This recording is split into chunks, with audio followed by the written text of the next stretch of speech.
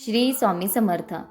तर सप्ताह असल्यामुळे आजी आली होती सप्त्याला आणि आजी आणि आईचं बोलणं काही संपत नव्हतं. तर घरी बसून कंटाळा आला होता. म्हटलं चल मामाच्या मुलगीला त्या घराकडे जाऊन येऊया. तर आईसुद्धा सोबत आलेली होती आणि मोठ्या भावाचा मुलगासुद्धा. तर जाताना जो एरिया लागला होता तर त्या एरियामध्ये आम्ही लहानपणी चिंचा आणि बोरं आणायला येत होतो आणि तिथं खूप खेळत होतो आम्ही. खूप एन्जॉय करत होतो आणि त्या बोलण्यामध्ये कधी आम्ही घरी येऊन पोचलो हे समजलंच नाही. तर माझ्या वडिलांना शेती करायची खूप आवड. तर घरच्या मागच्या साईडचा जो भाग आहे उरलेला तर त्या जागेवरती माझ्या वडिलांनी खूप सारे अशी झाडं आणि भाज्या लावलेल्या होत्या.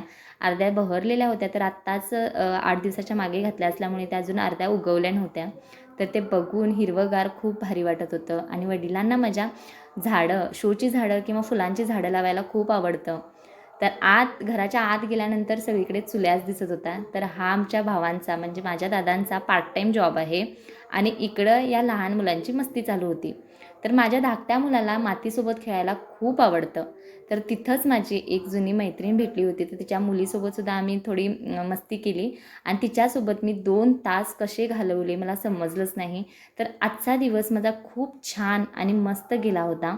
तर मी उद्याचा व्हिडिओही अपलोड करणार आहे. तर तुम्हाला व्हिडिओ पाहून कमेंट नक्की करायचं आहे.